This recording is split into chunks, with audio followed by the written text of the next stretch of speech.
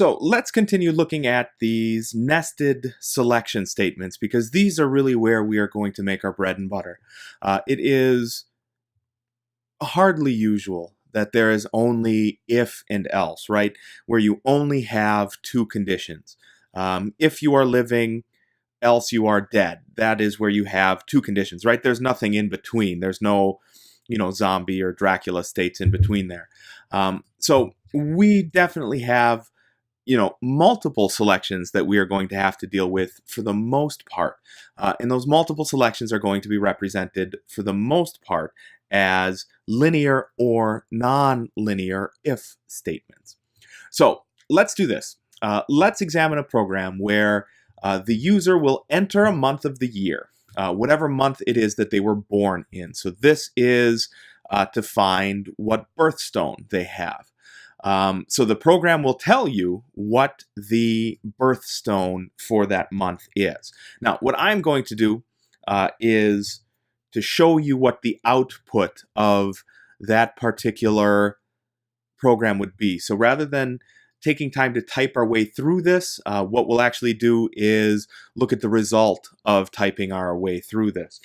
I will make these files all available to you so that you can see what the result is, just in case it was burdensome to have to type along, because let me tell you, it's difficult to talk and type along. And if it's any factor as difficult to listen and type along, I want to give you the files associated with that. So just one more time, this will be the last time we do this. I want to save this particular document. So I'm going to say Command, because I'm on a Mac S, but it would be Control S if you're on a PC. And I'm going to call this Chapter 4 Example 3. And again, I have to include the .txt, because without that, Sublime Text is not going to know the kind of format to include here with your document. And I'm going to go ahead and save that on my desktop. So first and foremost, we start all the way up here on line number 4. Good program design, good process design communicates the needs of the program or the process to the user before they start the process. So on line number 4, we are going to prompt them to please enter your birth month. The program will tell you your birthstone. So this is telling the user what to expect here. You'll notice I have a prompt instead of a display because at the end of that prompt, I'm actually requesting from the user to enter birth month. So again, just the difference between prompt and display. So this line, number 7, actually should not be here. That should be up here. The module Birthstone Finder, we should have to name our module, and that just came out of whack. So now I'm going to walk through these, and I understand that clearly you know the months of the year, right? So clearly we know that the only good valid inputs here are going to be January, February, March, ... October, November, December. Now what I can tell you is, because I have just gone through this with friends of ours who just had a baby, so we were helping to find something to give to their daughter. I understand logically that there is such a thing as a birthstone. I understand that logically this is important to some people, but my brain absolutely positively will not maintain these bits of data that January is the garnet birthstone. So we start here with the first logically ordered birth month. That's January. So we have if birth month, that's number here from line number 8. So birth month again is the name of our variable. And again, if I double click any one of the birth month variable names I have on this document, it is going to highlight for me the other ones. So I'm going to start with January. Birthstone equals garnet. Here's where we get to our very long nesting for this. So the else to this is one too far over. So remember, for every if, we have an else, and for every if and else, we have an end if. So what I can tell is this whole section is, there we go, 1 too many tab indices over. Now, the advantage that Sublime Text gives to us is, if you'll notice, this whole area that I have highlighted here gives to me this really nice vertical line right here that it makes it easy for my eye to follow along, that I can say if, else, and end if all in one beautiful line. If I select any place else, so I want to unselect that, you'll notice I have if, else, and there's this very faint but very visible gray line that goes all the way down here. And that lets me orient how my if, else, end if nesting has gone. So you'll notice on line 14, if, else, and if I drop all the way down to line 59, end if. Here, I can tell that those are not lined up properly, right? So I am going to move with it's this line actually, line number 19. I want to move that over so that everything lines up properly. Now, if you are typing along with this, this won't happen. The reason this is happening is because I copied and pasted everything in here, and that kind of led to this issue. You probably won't have this happen if you are typing, from top to bottom as you're going through. But it's a simple matter of highlighting whatever range of lines it is that you think are not indented properly and hitting tab or shift tab to move them either in or back.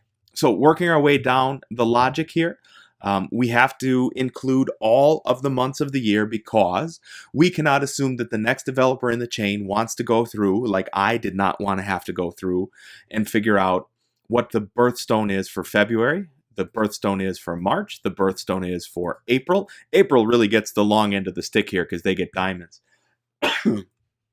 And we continue on down through the rest of all of our birth months. So it makes it, really easy to go ahead and go down through this kind of decision structure. So as we continue on down through, we have represented here each one of the valid birth months, right? January, February, March, April, May, so on and so forth.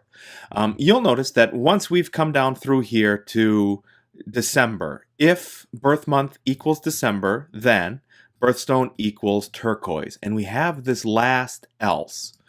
This is going to help us deal with an outside of the expected user input error. So let's say we have somebody who comes through and enters in Smarch, S-M-A-R-C-H. It's a Simpsons episode. So it's the 13th and coldest month of the year is Smarch. But you'll notice it's not represented on a calendar, right? That's because it's fictional and it doesn't exist. So what do we need to do? We still need to be able to account for any and all of these individuals who are either on the lunatic fringe and who think that Smarch exists, or any and all of these individuals like myself who potentially cannot type. So what we need to do is tell that user that something is wrong, or even better, we need to tell that user what kind of input we expected just in case they didn't understand. So up here on line number 7, I prompted the user to please enter your birth month. Now, if they have made it all the way down here to line number 46, it means that something has gone terribly wrong. So what we need to do is to tell the user here on line number 47 how to make that better. So we are telling them you need to enter an actual month, January through December. What you'll notice is each one of these if-else statements has an accompanying if-else, if-else, and this comes all the way down through. So what can we do to make this nonlinear? Essentially, the only difference between linear and nonlinear is in a nonlinear nested if statement. Now, this would be on page 39 of your textbook. There's a different condition that needs to be satisfied before one of our conditions can be met. So let's do this. If birthstone or birth month equals December. What we need is an additional condition on this.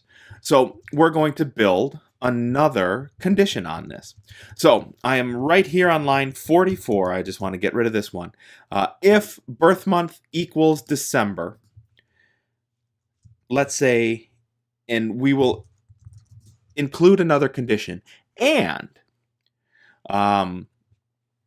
let's say birth day equals 25, right? So this way we've got an individual who was born in December and they were born on Christmas Day. So now we have multiple conditions to meet here, right? So we're going to say birthstone still equals turquoise. And we're going to say, just for kicks and giggles, we're going to say, welcome holiday baby. Like so.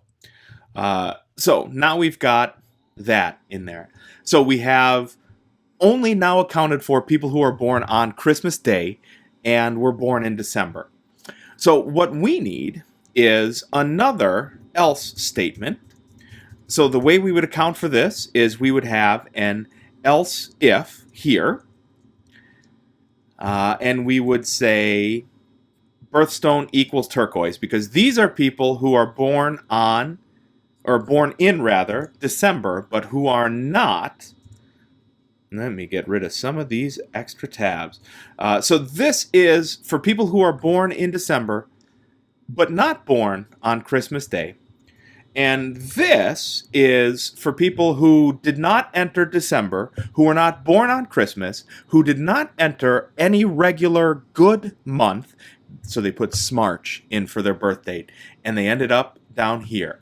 So these all conditions on lines 11 and 13, 14 and 16, 17 and 19, so on and so forth. Each of them only have two conditions to meet. You either meet a condition, you were born in January, or something else happens. You meet a condition, you were born in February, or something else happens.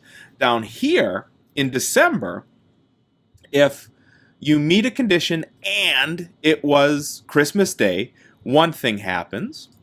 Or you didn't meet that condition, but you were still born in December, something else happens. Or you didn't meet any of our other conditions, this particular thing happens. So this is a nonlinear nested if. The nonlinear part simply means that some of your conditions are harder to meet than others. This condition, where I display welcome holiday baby, is harder to meet than the rest of the conditions because I have a day that's involved there. So this particular line, 44 and 45, these lines make the difference between a nested linear if and a nested nonlinear if statement.